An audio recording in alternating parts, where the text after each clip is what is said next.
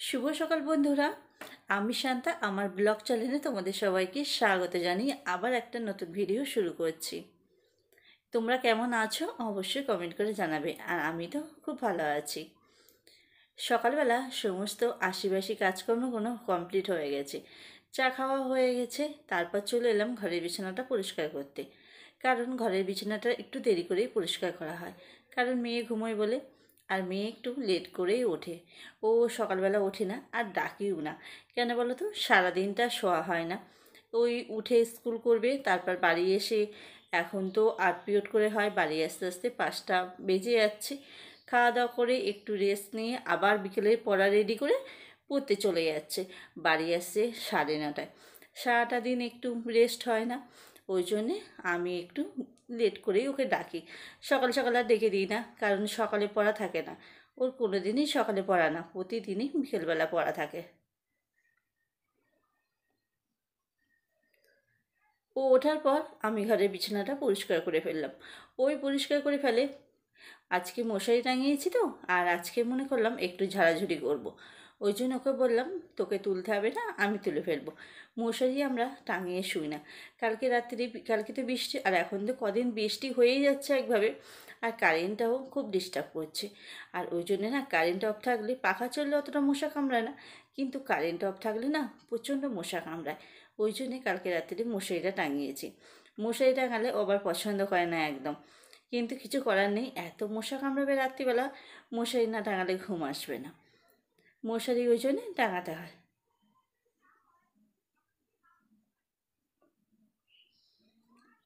তারপর একটু পোছাপুছি করে নিলাম। পোছাপুছি করে নেওয়ার পর ঘরের বিছানাটা একটু সুন্দর করে পাতবো। ঘরটা যেরকমই হোক না কেন, ঘরে যেরকম ফার্নিচার থাকুক কি না থাকুক, কিন্তু বিছানাটা যদি সুন্দর করে টান টান করে পাতা থাকে, আর একটা সুন্দর চাদর যদি পাতা থাকে না, ঘরে ঢুকে কিন্তু সবার আগে চোখটা বিছানার দিকেই যাবে। বিছানাটা যদি সুন্দর থাকে না, ঘরটাও সুন্দর থাকবে। ঘরে তোমার কি ভালো দামি জিনিসপত্র আছে, সেটা কিন্তু আগে নজরে যাবে না।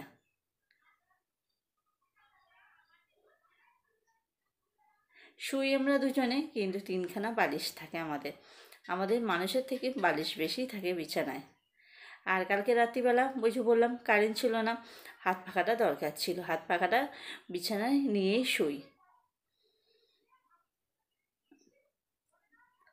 আবার মাঝ রাতের দিকে কারেন্ট এলে না, তখন আবার ঠান্ডা লাগে। বৃষ্টি হলে ওই জন্যে মশারি টাঙানো থাকলেও না খুব ঠান্ডা লাগে। ওই জন্যই পাতলা বিছানার চাদরগুলো একটু নিয়ে নিই গায়ে দেওয়ার জন্যে। পায়ের কাছে রেখে দিই, যদি রাত্রিরে ঠান্ডা লাগে তাহলে আবার টেনে গায়ে দিয়ে দিই। আবার সকালে ভাঁজ করে ওগুলোকে আবার তুলে ফেলবো, কারণ বাইরে রাখবো না, কারণ এইসব কাঁচা জিনিসপত্র। আর বাইরে যত জামা কাপড় রাখবে ততই যেন ঢিবি হয়ে থাকবে। এমনিই দেখো, কম জামা কাপড় না, 2-3 জনের সংসারে, তাই জামা কাপড় দেখো অগাধ জামা কাপড় রয়েছে। তা এখন যেগুলো দরকার লাগে না সেগুলোকে পাট পাট করে তুলে ফেললাম। আর এখন কাপড় চোপড়টা একটু বেশিই লাগে। আগে কিন্তু অত কাপড় চোপড় লাগতো না। আর আমি অতটা নাইটি পরি না, কাপড়ই বেশি পরি বলে আমার কাপড় চোপড়ই বেশি থাকে, নাইটিটা কমই থাকে। আমি নাইটিটা পরে সেরকম ভিডিও করি না, কাপড় পরেই করি। তা এই যে ছাপা কাপড়গুলো, যে অনেকগুলো ছাপা কাপড় এবারে ভেঙেছি, কি বলতো, এই যে একটু শর্ট করতে লাগে, ওই জন্যে না এইবারে কাপড় চোপড়গুলো একটু বেশি ভাঙা হয়ে যায়। আর কাপড় চোপড়গুলো বেশি বেরিয়ে থাকে, এদিক ওদিক থাকে। ওই তুলবো তুলবো মনে করি, ভাঁজ করে রেখে দিই যে পরে তুলবো, এখন একটু কাজে ব্যস্ত আছি পরে তুলবো, ওই ভেবে না তোলা হয় না, ওইভাবেই বাইরে থাকে। এখন দেখলাম 3-4খানা কাপড় জমে গেছে। টেবিলের ওপরে অনেকটা জামা কাপড় ছিল, ভাবলাম না, তুলে না ফেললে টেবিলটা জাম হয়ে থাকবে। ওই জন্যে জামা কাপড়গুলো সব তুলে লাগলাম। আর বাইরে থাকলে কি বলতো, ধুলো পড়বে। কোথা থেকে যে এত ধুলো আসে ভেবে পাই না। জানলা সকালবেলার দিকে একটু খুলে দিই, আবার কিন্তু বেলা হলেই জানলাটাকে অফ করে দিই। ওই জন্যে জানলা দিয়ে ধুলো বেরোবে বলে, কিন্তু না, এত ধুলো যে কোথার থেকে আসে জানি না। আর ওই জামা কাপড়গুলো কাচবো বলে বাইরে রাখলাম, ওগুলো কাচবো। আর টেবিলটা আর এগুলো একটু ভালো করে পুছে নিলাম। সব কিছুই পুছলাম, শোকেসটা কেন বাদ যাবে, ওই জন্যই শোকেসটাই পুছে নিলাম। আর ঘরগুলো ছোট ছোট তো, বেশি বড় না, জায়গা আজ কিন্তু আছে অনেক, কিন্তু ঘরগুলো সব ছোট্ট ছোট্ট। আগে ঘরগুলো বানিয়েছে সব রকম ছোট ছোট ঘর বানিয়েছে। শোকেস আলমারি ঢুকিয়ে ঘরটা পুরো জাম হয়ে গেছে আমার। তারপরে বারান্দায় দেখেছো কতটা নোংরা। গাড়িটা বারান্দায় ছিল, আমি ওকে বললাম নামিয়ে দাও, না দিলে না এই ঝাঁট দিতে খুব অসুবিধা হয়। আর ঝাঁট দেওয়ার পরে যখন নামায় না, তখন আবার কি ধুলো হয়ে যায়। ওই জন্য আগেই বললাম যে নামিয়ে দাও, এখন বৃষ্টি হচ্ছে তো, চাকায় কাদাটা পুরো উঠে আসছে। ওই জন্য ওকে বললাম যে তুমি নামিয়ে দাও, আমি একেবারে ঝাঁট দিয়ে পরিষ্কার করে ফেলবো, ওইটাই ঝাঁট দিয়ে। কিন্তু ঘরটা এখন আর পুছবো না, পরে পুছবো। সকালবেলা রান্নাবান্নার ঝামেলাটা থাকে বলে না ঘরদোরগুলো পোছা হয় না। ওই জন্যে রান্নাবান্নাটা বা সমস্ত কাজকর্ম কমপ্লিট করে ঘরদোর পরিষ্কার করে চান সারি। আর ঘরটা এক্ষুনি পুছলে কি বলো তো, সবাই বাড়িতে রয়েছে তো, ওই ভিজে ঘরেই সবাই কুটবে। আর কুটলে কি বলো তো, পায়ের ছাপ ছাপ হয়ে যায়। যখন ঘর বারান্দাটা শুকিয়ে যায়, তখন যেন দূর থেকে দেখলে পুরো ঘর বারান্দায় পায়ের ছাপ থাকে। আর সবাই বেরিয়ে যাওয়ার পর যখন আমি ঘরদোরটা পুছি যখন আমি একা থাকি, তখন কিন্তু ঘরদোরটা বেশ পরিষ্কার থাকে।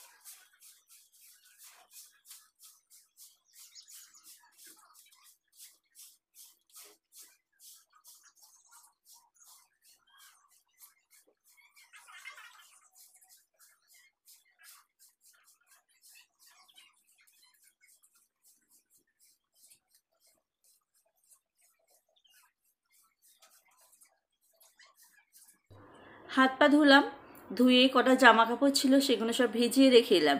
এসে রান্নাঘরে চলে এলাম। দেখো ওলের ডাঁটা কেটেছি, আগের দিন এনেছিল, রান্না করা হয়নি। আমার আবার এইগুলো না খেতে খুবই ভালো লাগে, কিন্তু আমাদের বাড়িতে সেরকম নিয়ে আসে না। তা ওগুলো কেটে লবণ দিয়ে সিদ্ধ করে রেখেছি, এইবার তরকারিটা বসাবো। আর ওদিকে ভাত বসিয়ে দিয়েছি, আলু সিদ্ধ দিয়ে ভাত বসিয়ে দেবো। সকালে ওরা খেয়ে যাবে তো, ওই জন্য মনে করলাম আগে রান্নাবান্নাটা সেরে নিই। তা এখানে চাল ধুয়ে দিয়ে দিলাম, ভাতটা হোক, আর এদিকে আমি এটা বসিয়ে দেবো। এটা আমি সিম্পলভাবে করব, অনেকে অনেক রকমভাবে রান্না করে, আমি এইভাবেই করি। মানে তোমরা কে কীভাবে রান্না করো আমাকে কমেন্ট করে জানিয়ে তো, কেমন করলে ভালো লাগবে। আমি তো সিম্পল পেঁয়াজ আর রসুন ফোড়ন দিয়েছি, আর এখানে শুকনো লঙ্কা সর্ষে ফোড়ন দিয়েছি।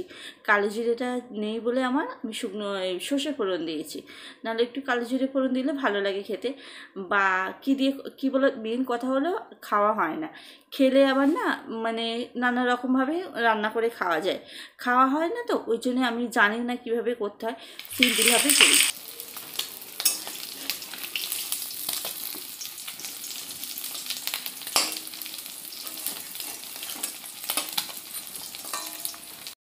রান্নাটা যে তোমাদেরকে দেখাবো সেটাই ভুলে গেছি। একটা ফোনে খুব অসুবিধা হয়, ফোনটা একটু দরকার ছিল বলে নিয়েছি, তোমাদের সাথে কি শেয়ার করব সেটা ভুলে গেছি। এখানে দেখো আমার ওলের ডাঁটাটা হয়ে গেছে।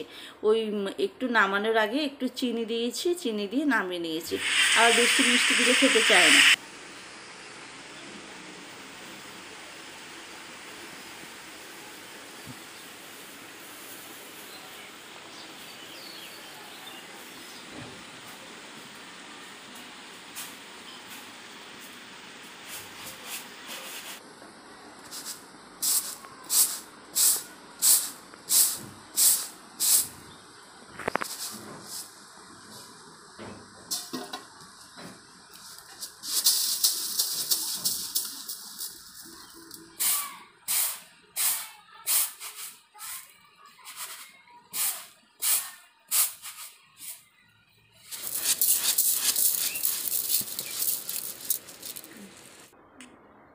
এর আগের ক্ষেপে রেশনের চালগুলো ভালো ছিল না, তা রেশনের চাল তখন তো একভাবেই খাচ্ছি। সরু চালের বস্তা এখন নেওয়া বন্ধ করে দিয়েছি, চালের যা দাম বেড়েছে, ওই জন্যে রেশনের চালই আমরা খাচ্ছি। তা চালগুলো না ভালো ছিল না, কেমন একটু পোকা পোকা লেগে গেছিলো। তা চালগুলোকে সব রোদুরে দিয়েছিলাম, ওখানে আতর চালও ছিল অল্প কটা, আর রেশনের চালও ছিল। চালগুলোকে রোদ্দুরে দিয়েছি, এত মেঘ করেছে তা পোকা হালকা রোদ্দুর পেয়েছি, একটু হালকা হালকা গরম হয়েছে। আমি আবার ভালো করে ঝেড়ে, পোকাগুলো বেরিয়ে গেছে, ঝেড়ে ঝুড়ে আবার হাঁড়িতে করে তুলে রেখেছি, আবার একদিন রোদ্দুরে দেবো। আর এদিকে চালের বস্তা একটা দিয়ে গেছে আজকে, আর রেশনের চালটা একভাবেই খাচ্ছি, একটা হাত করতে ধরে রাখলাম, কারণ চালের তো দাম বাড়া কমা রয়েছে। এখন একটু চালের দামটা কমেছে, কারণ এই সিজনে চাল ওঠে বলে চালের দামটা কম আছে। আর যেই সিজনে চাল এর পরের এই 2 মাস আগেই চালের দামটা এত বেড়েছিল, তখন আর চালের বস্তা কিনতে পারিনি, তখন রেশনের চালে খেতাম। তা এখন চালের দামটা কমে গেছে বলে এক বস্তা চাল তুলে রাখলাম, ওটা হাত করতে রেখে দিলাম। এখন রেশনের চাল আছে, এখন একভাবে রেশনের চালে খেয়ে যাব, এখন আর ওই চালটা খাবো না, মানে হট করে মানুষজন এলে ওই জন্যে চালটা রেখে দিলাম। আর আম নিয়ে এসেছিলো অনেকগুলো, তা আমগুলোকে সব ব্যাগের মধ্যে ছিল, বাইরে বার করে রাখলাম।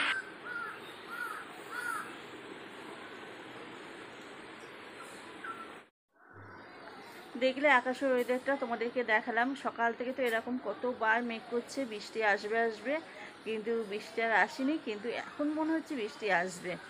তা কাচাকুচি করেছিলাম, গাড়িগুলো কিচ্ছু তুলিনি, অনেক মেঘ করেছিল অনেকবার, এই দেখো সব মেলা রয়েছে, কিচ্ছু তুলিনি, ওইগুলোকে এখন তুলে ফেলবো। এখন না তুললে হবে না। এখন ওই 4টে মতন বাজে, একটু শুয়েছিলাম, কাজের থেকে এসে একটু শুয়েছিলাম, ঘুমোইনি, শুয়েই ছিলাম। জামা কাপড়গুলো তুলে নিই, এগুলো এখনও ভিজে, মোটা মোটা গেঞ্জিতে কলারগুলো ভিজে রয়েছে, এগুলো শুকায়নি, আটকে গেছে।